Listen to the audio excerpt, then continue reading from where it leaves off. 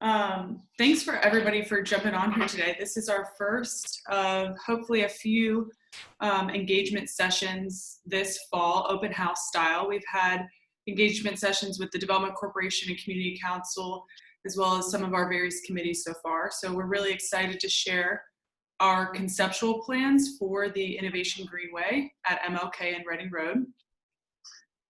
Hold on, let me admit another person. There we go. We want to make the Greenway valuable for residents in the neighborhood and create access into the innovation space. We would like to hear from all of our community members today so that we can co-create a space for community members to enjoy.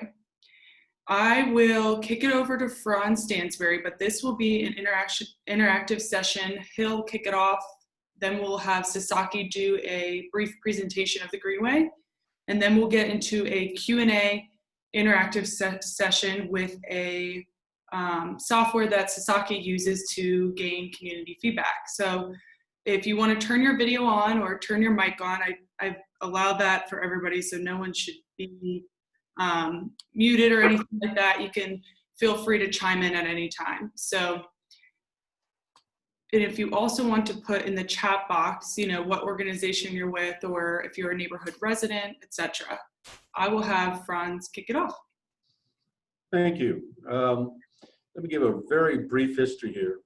Is that in 2014, we worked on the completion of the MLK Reading Road corridor study, and it was subsequently approved by the city. When I say we, it was the community, it was all the communities of Uptown.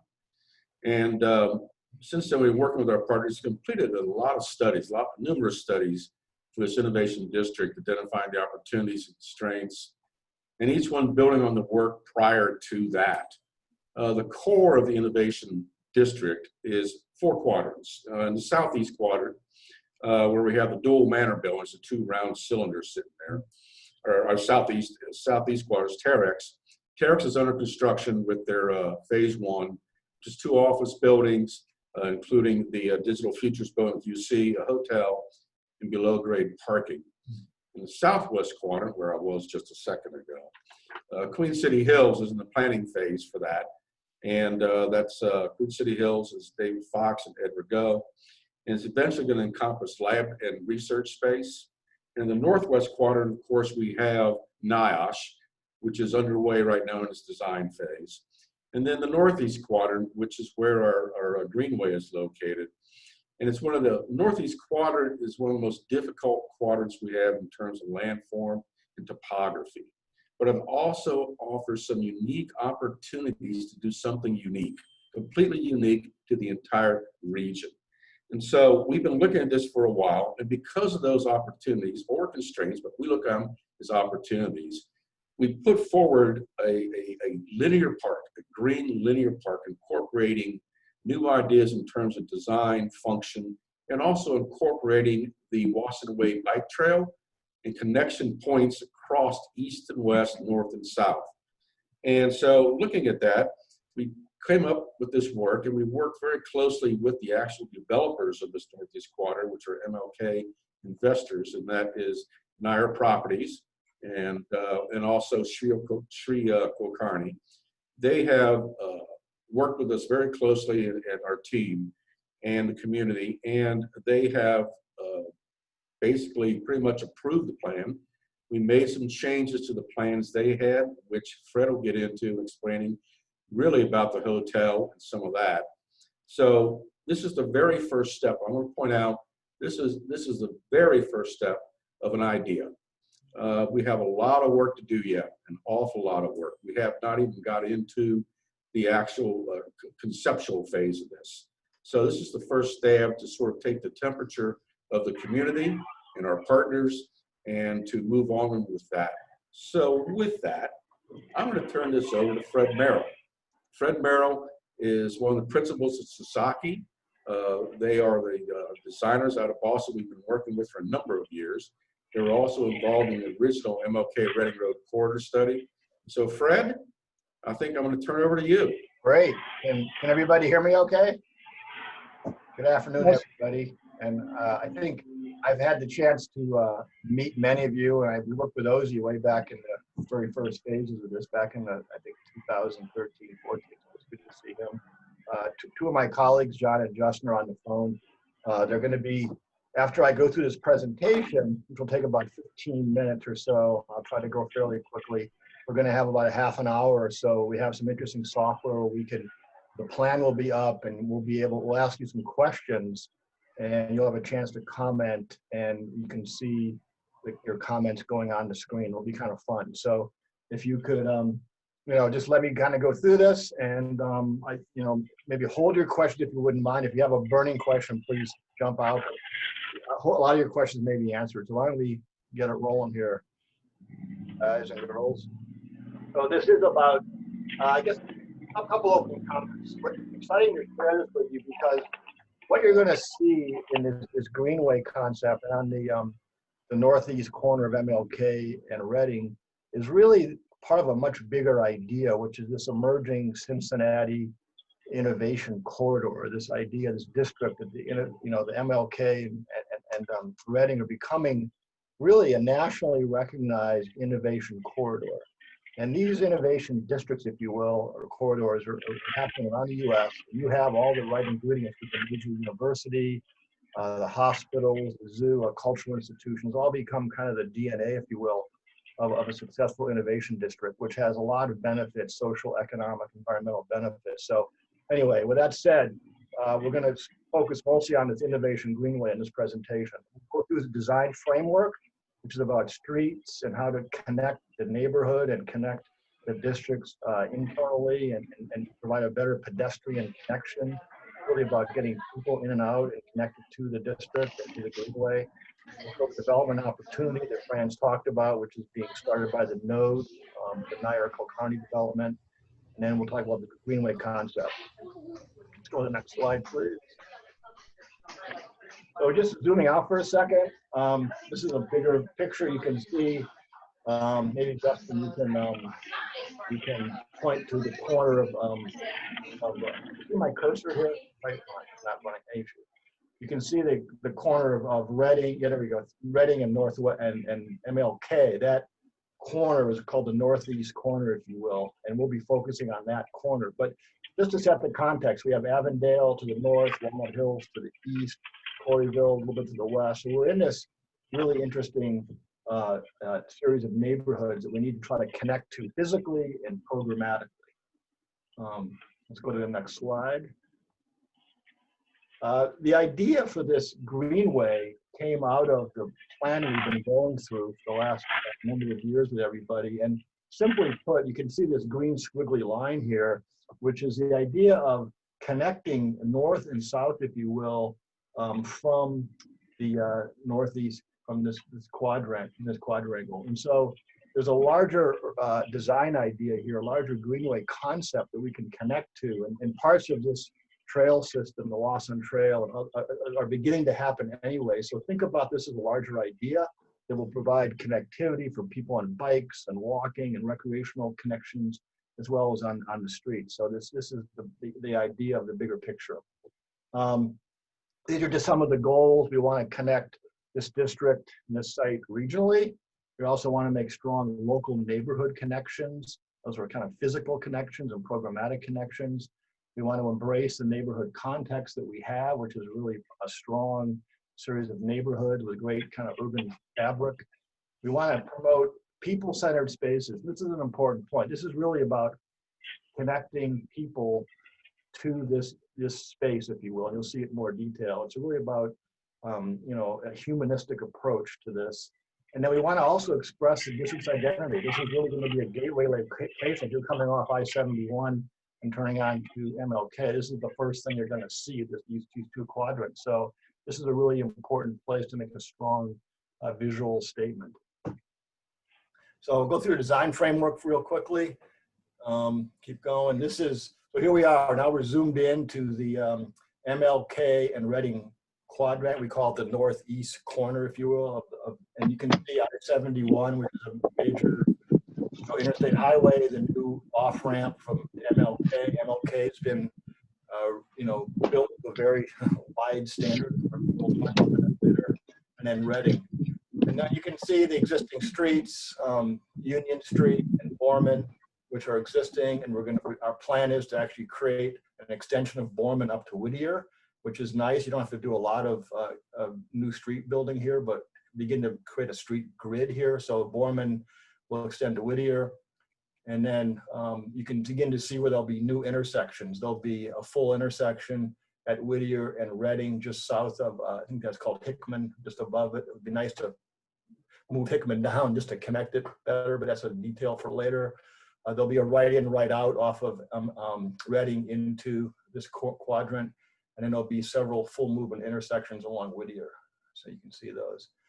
And then this just shows you over on the far right side of the slide where Wehrman Avenue will probably be extended to kind of create this loop. So we have a sort of a network of streets in here that will be making the whole site much more accessible. You'll hear planners and designers like us talk a lot about the complete streets. That's kind of a buzzword for really a transformation of what you see on the right, kind of a typical urban neighborhood street, which is really about cars and is not that pedestrian friendly. But what's emerging in our profession is this more human scale or human-centric approach called complete streets, where the streets become much more about for people and pedestrians and bicycles. And you can see on the left kind of how you neck down the connection to make the street crossing less, a shorter connection, and you can maybe park cars in the middle and you begin to add light landscaping and lighting. So this is one of the notions that's driving this whole plan. Okay, let's zoom into the development framework. So basically what you can see here pretty simply is there's 3 big development parcels outlined in the pink color.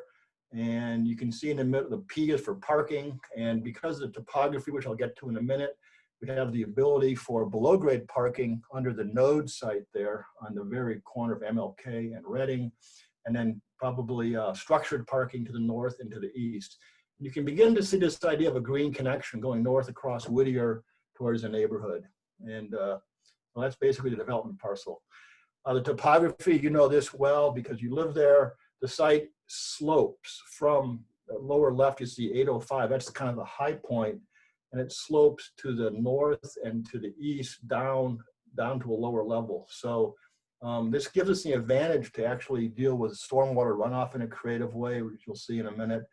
And it does provide some interesting design opportunities in terms of allowing below grade parking under the node much more easily because the land slopes away. So anyway, okay, development opportunity. You'll see it. This is, okay, here you go. This is the kind of the concept plan that Franz mentioned. This is, again, a work in progress. This is the first shot. You can see MLK going across the lower end of the screen and Reading Road on the left side going north and south. Now, you can kind of read what's going on here, but you see the node development on the very left, lower left corner. That's the Nair-Kulkarni plan, and that's where we're accepting that kind of as is. Parking is mostly below grade there. And to the north along Reading, we're proposing an idea of a research office a building along Reading, kind of across from NIOSH, with a parking garage in the middle, and then multifamily residential on the east side of that along Borman Avenue. And then you can see this idea of the green connection, which we'll go to in more detail. And then on the other side of the green corridor, a more R&D office, and then parking garage up along Wehrman Avenue facing I-71 so that the parking is kind of hidden behind. And then the idea of maybe some multifamily on Whittier. This is a bird's eye view looking back towards MLK to give you a sense of the scale. This is not design, these are just massing models right now, but you can begin to see the parking in the gray and then the node development on the upper right, which has a hotel, which is exciting, an office, and maybe a little bit of retail along Reading. And you can see the research office along Reading, and then wrapping around the housing facing the Greenway across from more R&D. So it's meant to be this kind of mixed use, very exciting place that you can live in, you can work in, you can have fun in, and it kind of becomes a destination in itself. Just the street network, I won't bore you with this, but you can begin to see in the red, the kind of the Union Street, Borman Avenue, Wehrman connectivity. We already have Union there. And then the beginning of the bike trail, the blue line in between that goes north-south up into the neighborhood, and that connects into the larger bike trail, the ONCINNATI Trail, that is already happening or being planned in many ways. And then as the little blue squiggly line at the bottom just shows you that the site is, MLK is up higher than the site at that point. So we'll have to create some kind of a connection up to the grade at MLK for the bike trail as it continues then across MLK and into Corryville.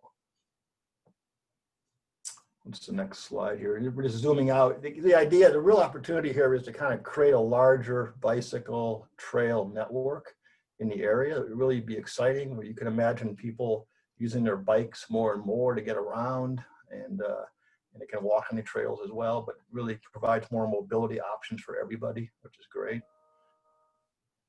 And then we'll zoom in right now to kind of wrap up on the actual Greenway concept itself. So here you can see a bird's eye view looking back towards MLK on the upper right, and then I-71 to the left. So what we're gonna, this space right here, it's about 640 feet. It's long, it's about 2 football fields to give you a sense of scale, and about 200 feet wide. So think of like 2 football fields back to back. It's a pretty big space that you can do a lot of interesting things in. And I'll just walk you through some of the ideas here. So we want to do a couple things. We want to connect this space to Reading Road functionally. We want to ensure visibility from MLK because it'll be a very beautiful and powerful space. We want to frame the Innovation Greenway with active programming. And this is something we'll show you some examples. We want to have people using this space all year round, during the day, early evening, on the weekends. It could be programmable for different types of things. It's meant to be park-like and have active recreation as well as passive recreation, but really kind of a place that you can change what happens there over the course of the day, the week, and even over seasons. And then managed stormwater. We have this, we need water. Part of our design idea is a water feature, and we think we can use in a very sustainable way some of the stormwater that's coming off the new development that will occur in this quadrant. Here we are, you're just looking back, the same view, but you can kind of see these orange, just orange colors just represent the building elevations as they face the Greenway on both sides. So it's meant to be, it'll be a very safe and a place where a lot of visibility from not only people using it, but from the buildings inside. A lot of transparent connections back and forth. And these are some examples of other places around the world, some of which we've worked on and done. On the left, you see a place, Chiswick Park in London. It's the idea of great quality space with these buildings right up the edge. On the right-hand side is the University of Texas Medical Center we did in Austin, where you have this kind of rich landscape, but very closely connected to the adjacent buildings. Let's go to the next one. And again, you can see, here again, this idea of transparency in and out between the buildings. And again, this is a public place everybody can come to, but it's also services the people who work there. And there'll be an interesting kind of mixing of things that go on here. And again, you can see just the idea of how these office lobbies with the lower level will kind of spill out. There'll be little terraces and kind of porches, if you will. So these buildings will have front doors, if you will, that face onto the Greenway. If you come by car, you'll park in a garage, you may come in the back way, but the buildings will be fronted onto the Greenway to give it a sense of presence and dignity. And these are the kind of spaces that we'd imagine in there, these kind of transparent views in and out. That's actually Boston on the lower right, a building we did in Boston, but you can see. And then again, this is the idea of these spaces in between, if you will, between the park, the Greenway, and the buildings. There could be these places for people to eat lunch, sit around, hang out, kind of indoor, outdoor spaces. If it's summertime or it's not too hot, you could maybe open up these doors and let people spill out. If it's in the winter, obviously you're gonna put them down, but you can use these spaces in very many different ways. We have this idea of zooming in here of a promenade, this kind of north-south promenade that a double row of trees. It will have a kind of a park-like fixtures and functions. A lot of activities can be planned there. The idea of a potential landmark sculpture shown there with the little yellow dot at the end of the street, which will provide a kind of a great focal point visual focal point coming off of Reading Road. An event space right around it, possibly. You could have music. You could have all sorts of events held there. And then these outdoor rooms on the right, you saw the pictures before, they kind of these spaces that spill out from the buildings. And then an open flat lawn at the bottom of the picture up towards MLK, which could be used for all sorts of outdoor games and hanging out, things like that. We'll show you some examples. So here you go. You can see these gentlemen on the left having a little, you know, in their fancy suits, having a little road race or track race. You could have people doing, you know, volleyball. You could have people doing yoga in the park, whatever, you know, just kind of hanging out. So that's the idea. It's kind of programmable space. And then this promenade, it's a little more formal, double row of trees. It kind of creates more of a park-like setting. It could look like this. It could have benches. It's a place for you to move through, but also to be within. And again, these are the kind of spaces that can be programmed for, you know, all sorts of things: farmers markets, food festivals, you know, beer night, hard cider night, whatever, whatever you want to do. It's meant to be flexible and programmable space. And these gentlemen are playing chess, actually. This is a project we did in Washington, D.C. called National Harbor, and it has a very similar concept where it's meant for people to hang out, enjoy, and be be part of the whole scene. I think these are just some sections. If you look in the upper right, this is a section that's kind of cut through the site. We're looking north towards Whittier, so you can see on the left, that's the hotel building. It's part of the node, and you can see kind of the scale and extent of the green space of Borman Avenue, and then kind of the multi-use promenade, and then now we're moving closer towards Whittier to the north. You know, you can see the water feature cut through there, and let's go one more. And then we're all the way up towards Whittier, where the water feature is a little wider. So this gives you a sense of the scale and kind of the feel. So it's a very significant amenity. So there we are looking back at it. The stormwater that will come off the roofs of these buildings and off the street can be, in a very sustainable way, brought to provide water to the water feature we're talking about. Again, this is not a final design. This is just a conceptual image of what this could look like. This will go through, as Franz mentioned, several iterations of design. And this is kind of what it could look like. These little weirs, these little kind of, you know, very pedestrian friendly, high quality water features. I don't know if it gets cold enough to ice skate in Cincinnati in the winter, but maybe we could figure out how to do that. Again, places where people can come down, bring your children, you could kind of hang out, get close to the water.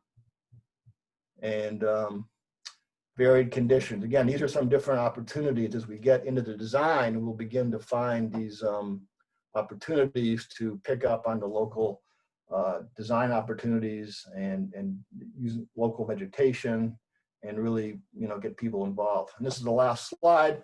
You know, Cincinnati is famous for its hills and its walking steps. There's been books written about it. The one on the left is a good one. And you can begin to see how this design can really enhance and take advantage of some of your local history and create some really great new green spaces. So anyway, that's kind of that's the story. Now we can get you folks involved and have some fun with this. So what we have here is a thing called a Miro board, which my colleagues John and Justin are kind of quietly running in the background. They don't let me touch this stuff, but you'll have a chance to comment, and you'll be able to see your comments in real time. We have some questions. Before we go to that, we want any comments or questions, reactions? Let's take a few minutes let me stop talking and get any feedback. If anyone wants to chime in at any point, feel free to do so. You may just have to unmute yourself. Oh yeah. And make sure to show your video if you would like when you are talking, but you can also use the chat box. I'll try to monitor that, Fred, in case any questions come through there. That'd be great. So what we're going to ask you is what you like about this, what your aspirations are, talk about the connections and amenities, activities, and the inspiration. But before we do that, I just want to give people a chance to any general comments or observations. We'd love to hear them. Fred, this is Ozzy, and it's good to see you. Yeah, I had a question about, had you guys considered installations in the more northern part of the neighborhood that aren't necessarily inside of the Greenway? Are there potential for installations to create more connectivity and more invitation to existing residents outside of the Greenway project proper? right. I think the quick answer is yes, and I'll let Franz and Beth comment if they want to. That Wasson Trail that goes north, and I think you're referring to, is part of that. And we haven't looked, to be frank, we haven't looked at a lot of we haven't looked that closely beyond what we're seeing here in detail, but we have looked enough to know there are opportunities to do that, Ozzy. And I think this could be part of that. One of the things, let me just chime in very briefly here, Ozzy, is that one of the things that is on our list still to do, we got a lot of work to do yet, is one of the things that came up, I think it was at the ACC presentation, is that, connecting this back into some of the parks up there off of Reading Road in Avondale. Yes. Okay, connecting all these little things back together. So you have this fluid mode of transportation, walking, bicycles, etc. And then also need to look at connecting around there back towards the zoo, okay, back to the other part.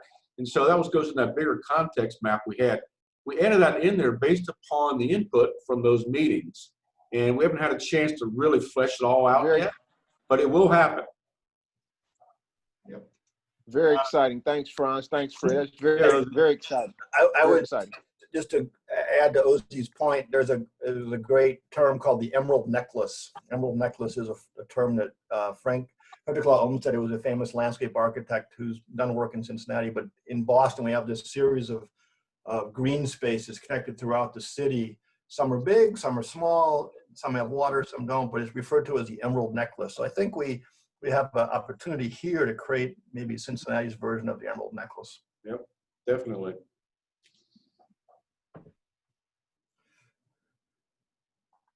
How about some other thoughts? Or Russ Harrison, Avondale Development Corporation. Good afternoon to everyone. hey, Russell, how you doing? Pretty good. Community, as a couple of residents have asked me, will there be opportunities for programming community events and some educational events? I think it'd be a great opportunity to show some of the residents to learn a little bit more about green space, maybe have some programming on gardening and some other programming to ensure that not only are they aware of what's going on, but that they participate and take advantage of the space that's being available. Excellent. Yeah. I'd like to just take that one step further. I think that this is clearly designed to allow for community programming events, as you suggest. And think about, you have a major university and hospitals, world-class hospitals all around. This that research, and that could be starting with children in elementary school. All right. So how you doing today? UC students, you could begin to. All right, you guys. I love you. Okay. Stay positive. You too. Somebody's on. I don't know who that is, but I said stay positive. That's our community council president, Sandra. Mute your phone. Oh, I'm sorry. Oh, I'm sorry. I'm sorry. I'm just talking to the baby. No worries. You can imagine this being a place to bring elementary school kids, high school kids, and university students to learn about, urban ecology and all sorts of, stormwater management, also recreation, all sorts of things. So think about it as a researchable opportunity. As an innovation district, this place has to be about experimentation and research. So it can hit to a lot of different parts of the ballpark, so to speak, in terms of education and innovation. Great. This is I'm Rohr. I am on the board of the Adventist Outreach Food Pantry on Whittier Street. Great, how are you? Good. Hey, two questions. I know this is very early conceptual, but is there any estimate of what the timeline for this development is going to be? Feels like it's multi-year, maybe a decade. It will take some time. I'll let Franz speak more specifically, but this is meant to happen in phases. And the lower left corner, the Reading MLK corner there with that Nair and Kilcarney are doing, I think that could be, we hope that's the first phase and hope that happens very soon.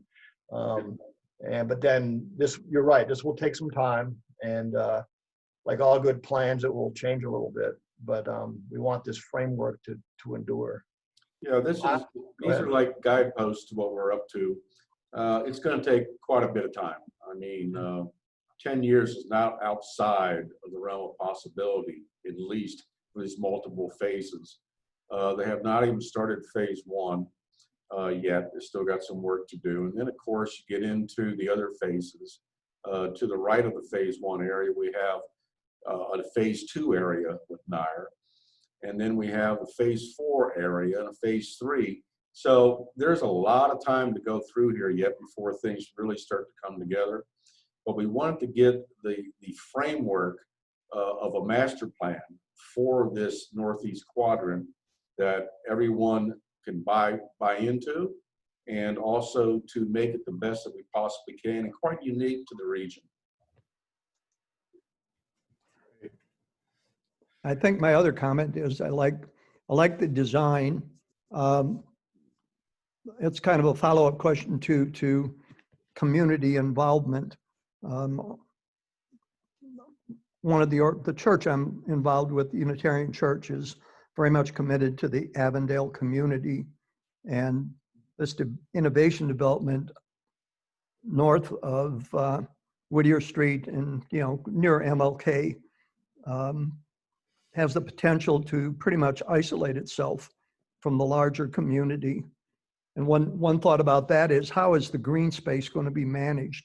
We're talking about programs and spaces for activities, and has anybody even thought that far ahead? Is the Avondale Community Council or some other organization centered on the community going to have at least a voice in managing that? Great question. Franz, you want to start? Yeah, I'll start with that. Actually, the management of it, excuse me, is an element of the plan, but we are so far away from it right now. We still have things to discuss, like who owns it, who manages it, how does it get funded, et cetera, et cetera.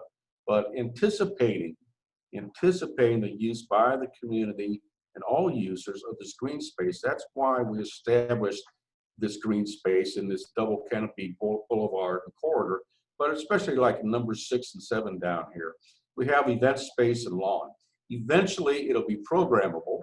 The community be involved in the programming of that. We have brought this up in discussions, but we are so far away from discussing how this thing gets programmed, who manages the programs, et cetera, that we're talking at least a couple of years out before we can get to that level.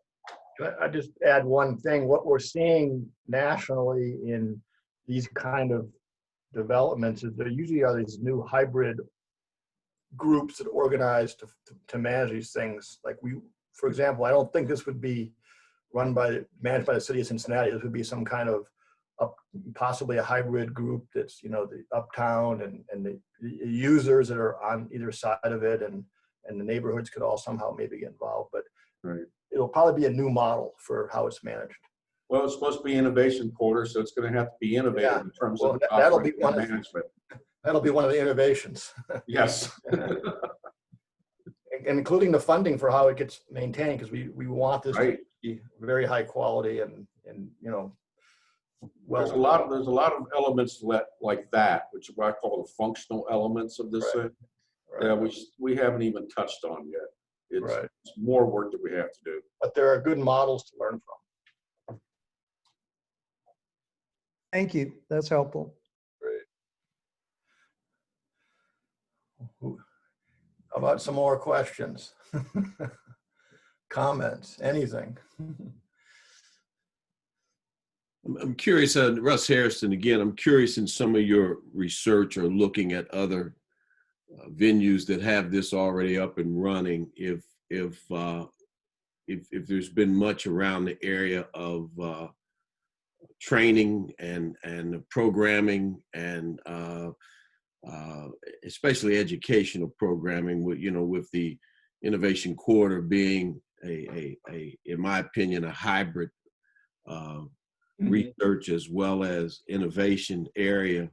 Those that aren't able to participate internally, the adjoining neighborhoods may really enjoy some spillover or some segments of that for them themselves to enjoy, be it training or programming or youth education or all of the above.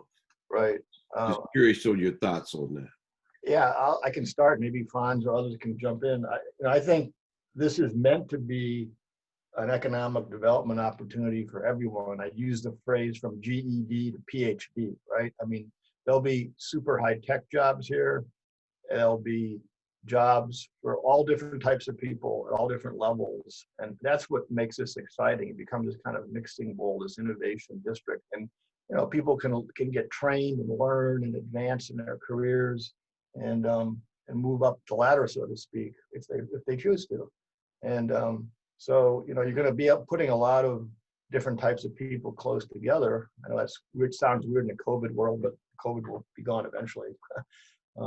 And so it'll have this training and economic development function, I think, that you're speaking of. So I don't know, Franz or anybody else? Yeah, I'm in full agreement. I think actually one of the biggest things we're going to have to really get into when we get to that point is going to be exactly that. It's going to be exactly that. The programming, operations, how do you maintain this over time? Because the worst thing that could happen is to make this thing get built, have things get done, start it up, and then have it fall off. Right. You have to figure a way of making this sustainable for a long, long time, which means that we have to have community involvement to help sustain it. We've got to. So that's going to be part of that. I think that's going to be one of the biggest work elements we have down the road. Right. Another question following up on that, the idea of training and opening opportunities for community residents to move up the ladder, so to speak. Is that, as it's currently envisioned, simply going to be the responsibility of the individual stakeholders like the hotel management group, the office business, or is there something specific that's going to be centered, at least conceptually centered in this development area to specifically address those kinds of opportunities for community residents?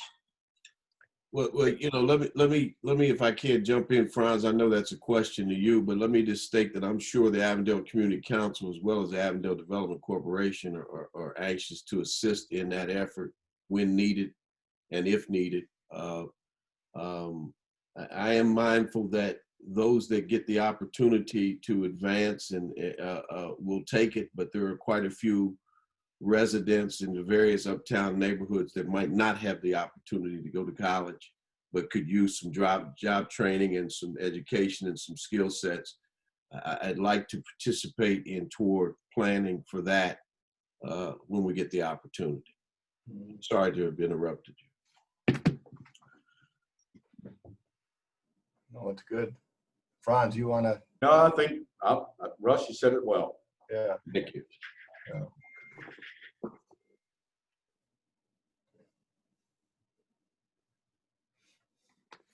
Other thoughts, other observations, comments, things you like, things you're not sure about, things you don't like? You can't say anything you don't like. Hold that right there. You like it all. No, these kind of sessions help us as the designers, help us a lot, because I know a lot of the questions here might be more about the operations and the downstream or future operations and how it gets managed. But this kind of vision at least gets that discussion started, and it's exciting to hear everybody talk about it.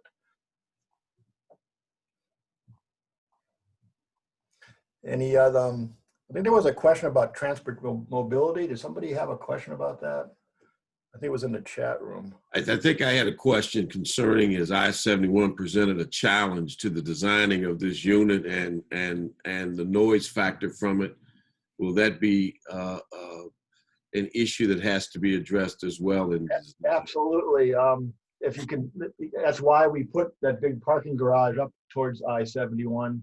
But I will tell you, there's been a lot of new technology and acoustical windows and building materials that really reduce noise. So we're not too worried about noise inside the buildings from I-71. We do have a bit of space to separate.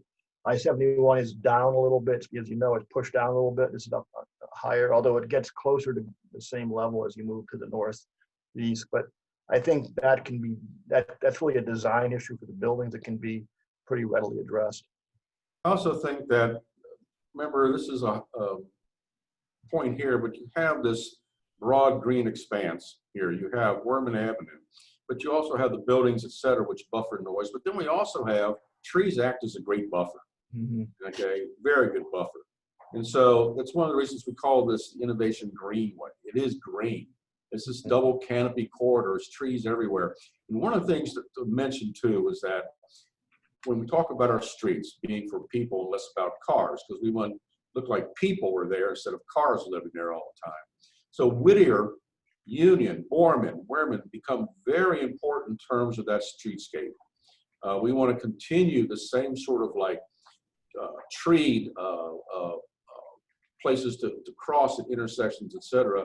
We're going to make this so it's pedestrian friendly, bicycle friendly, and multimodal friendly for whatever may come up down the road. So that's very important. It's not just going to be, this is where the green's at, and we're going to throw a few trees in here like a foundation planting. No, we're looking at how these streets line up with our entire concept for making this people-centric. Right, exactly. And these streets are going to be the kind of streets that if you're driving your car, you're going to feel like you're going to go slow. You're going to be, the materials in the street might, you know, encourage you to go even slower than normal. There's going to be people around. So maybe we're at Wehrman Avenue where it goes out to Whittier and you get out the interstate, that might be a little different. That's really an entrance to a garage basically. But along Borman and along the Greenway, that's going to be very much a pedestrian friendly street. Those streets could even be closed off if they needed to be for a weekend festival or an evening festival. They'll be, you know, that's easy to do. So think of those streets almost like an extension of the pedestrian network. Timing, as I look at the green space, it seems logistically like the developments to the west and the east of it almost have to be completed before the green space would be put in, or is there some other thinking about that? Well, actually, that's an interesting question. The green space, I'll speak as a designer here, we think it could go in earlier and then set the stage for the development. I don't think one is required. I mean, they're not that linked together. The green space would actually, could be in an early phase be developed, maybe not with complete design, but it could be established early as a framework. That actually gives the developers developing on either side kind of what they want, which is a degree of certainty of where's it going to be. So the node's already a big help to us because we know what it's going to be. So building off of that, the green space in some ways could go earlier than later, in my opinion. Yeah, for instance, like number 2 on the drawing there, which is the outdoor rooms, that may follow the development or construction of those buildings on the side. But the common elements, as Fred just said, there's certain aspects of this Greenway that can be done within the next, let's say, couple of years, let's say maybe, okay? But there's certain portions that will be done in conjunction with, like in number 2 here, with the construction of those buildings. Right. Yeah, the Greenway can be phased, so it may not be built in its full glory all at once because it will be expensive, but we could certainly get it going, and it will also attract, it'll become a marketing advantage of it being an attractor to companies and developers looking to build around it because they're going to see how cool it is when they're going to want to be near it. So it's going to add a lot of value to the adjacent development and to the neighborhood as well. That's helpful. I think the earlier some of that gets developed and the neighborhood sees it come up, that it'll lead to Right. quicker acceptance by the neighborhood of an appreciation of what this is coming to. It'll be an iterative kind of back and forth thing for sure. And maybe, you know, but I mean, it's very feasible, and it can be further developed, you know, over time, just like buildings and, you know, phase out. So.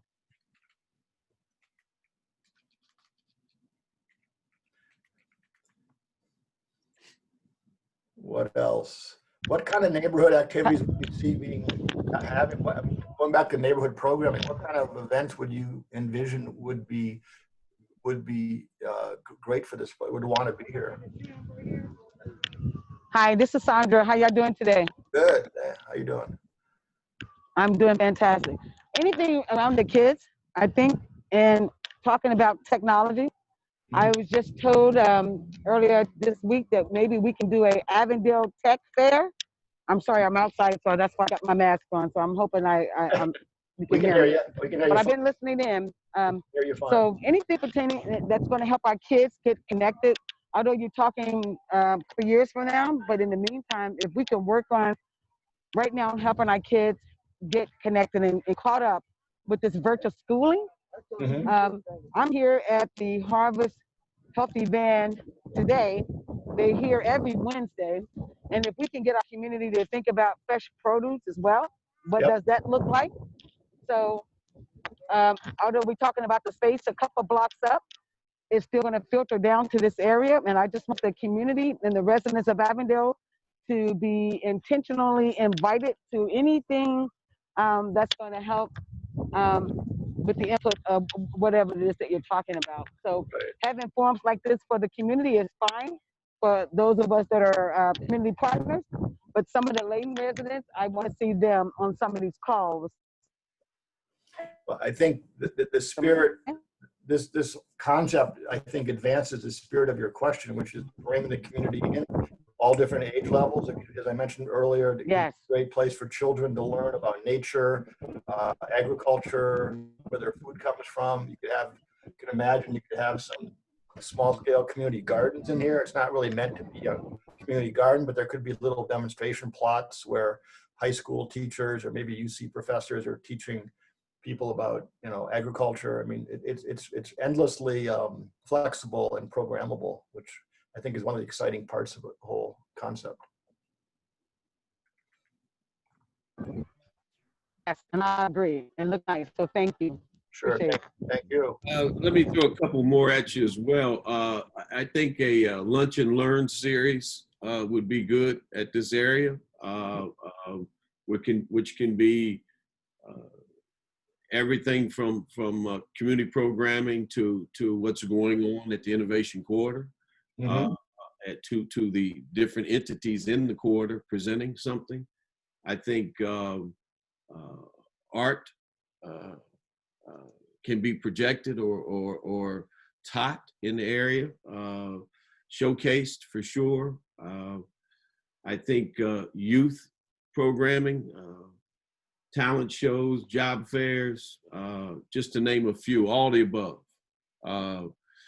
I think, you know, what I sense is I want the neighborhoods to feel the sense of this being part of the neighborhood and the sense of value of it in the neighborhood and participating from that standpoint. You want them to feel welcomed and invited. Absolutely. Absolutely. Sure.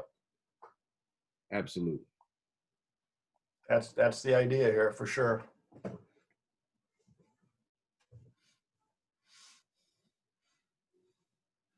Well, I see we have 22 participants, so keep it going if you have any more questions or comments. This is very helpful to us.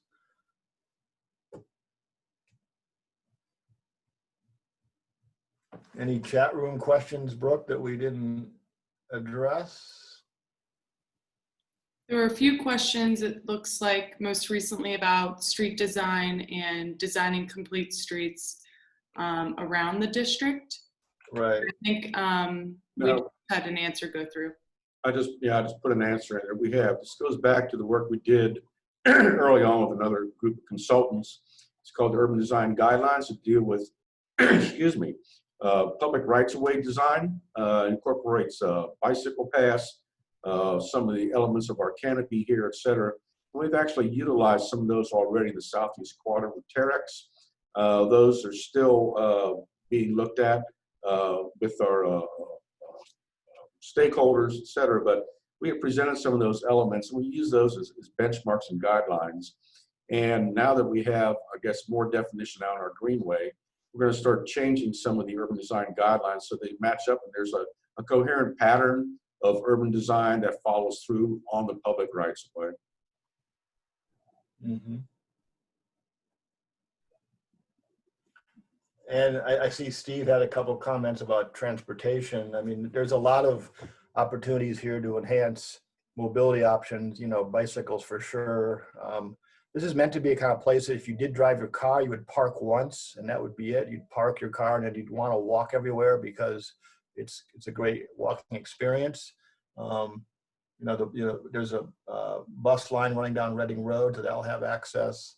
I don't want to speak about the streetcar, it's way over my pay grade, but I think there's a lot of mobility options here, maybe possibly tied in with some of the UC and the hospital mobility plans where they have shuttles and things. There could be a way to kind of coordinate some of that in a better way and make it work better for everybody.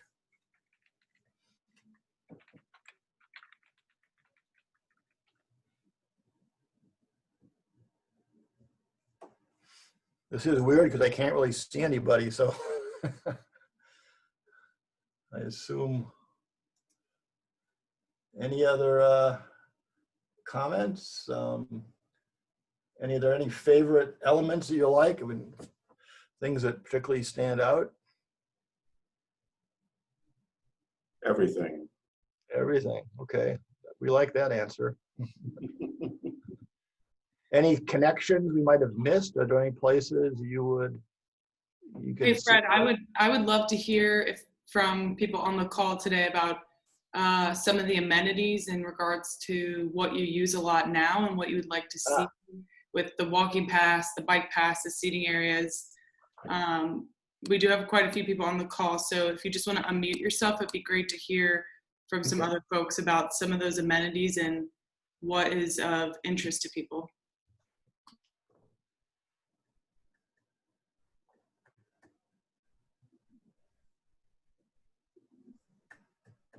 Don't all go at once. Yeah, and you have to unmute yourself, which is an easy thing to forget.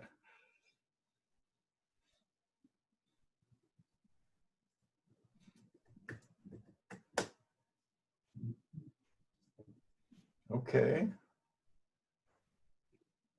I guess one of the things I enjoy and would enjoy about a green space is certainly the water feature is a big big attraction, I think. We have a koi pond in our backyard, and just looking at that off the deck, you know, with the greenery around it is very relaxing and very serene. My wife is listening in too, and it was a question that occurred to me, and it goes back not to amenities, but more to the residential housing. Is there any thought about, well, that's going to be all market housing, or is it some of it going to be supported for middle and lower income families, you know, who would certainly enjoy living in that development? Well, Russ, I'm going to let you respond to that too, because this gets back into the Avondale ADC housing plan for Avondale. Yes, sir. Yeah. Let me say that we soon will be unveiling the Avondale housing plan to the community, where we will suggest and recommend how we do a balance of market rate, workforce, and affordable housing. I think that we're in discussions now with the the Uptown Anchors, I call them, as well as with the Uptown Consortium on our thoughts on this strategy, and as part of the Quality of Life Neighborhood Plan that was recently adopted by the city of Cincinnati in December of 19. So more to follow on that very soon. We anticipate the latter part of October unveiling that. We still have a board meeting to wrap up some final items with, and then we will have a steering committee to work with that will be comprised of neighborhood representatives toward unveiling that throughout the community. And I think it addresses, it will address the concern of one and all for the areas that I originally mentioned, which would be from that reflect the community, actually, that would be involved with workforce development, as we feel that the Uptown Anchors are hiring and expanding, and they're going to need housing for employees. I think we are working right now with Kingsley on doing a Blair Lofts housing, which is affordable, off Reading Road in Blair. And we also are addressing workforce housing on Hale Avenue within Avondale. So taking that into consideration and keeping a look at expanding and growing the community, we obviously are attempting and will be involved in all segments of that housing beginning in 2021. Our strategy addresses that, as well as where we project various housing to be at within the community. So not able to unveil it at this point. We still have some finishing touches to it, but we will address that and all the above very soon. So helpful. Okay, well, we're getting close to. Oh, sorry, go ahead. Let's say we're getting close to 3 o'clock, so I don't want to respect your time. Brooke, you want to wrap it up, or? Yeah, absolutely. I know we're getting close to, actually, I think we're at 3 o'clock. So We're happy to stay longer, but. Yeah, great timing on finishing this up. As you can see, some of the thoughts and feedback that you all gave throughout the presentation was put on this board. Hopefully everybody can see it depending on what device you're on. So you can see some of the feedback that was given, and we want to take this into consideration. And if you have any further feedback, feel free to reach out to us. I'll put my email in the chat, but most of you also got an email from me with today's Zoom call. And we hope to have future sessions as we continue planning for the Innovation Greenway. I really appreciate everyone participating or putting something in the chat today, and hopefully we can hear from more community members soon. Yeah, just say if you have advice on how to make this better, these presentations better, this is the new way of communicating. Normally we'd be in front of you personally, but we're going to be doing this for a while. So if there's any observations you have, please let Brooke know. That'd be helpful. Yes, and thanks to the Avondale Development Corporation. They're our community engagement partner, and they help us really reach out throughout the entire Uptown and entire Avondale neighborhood specifically, and all of you that have joined. So we want to thank Russell and Patrick and their team, and hopefully we can continue these sessions through October and November. Great. Awesome. Thank you. Thanks, everybody. Thank you, Brooke.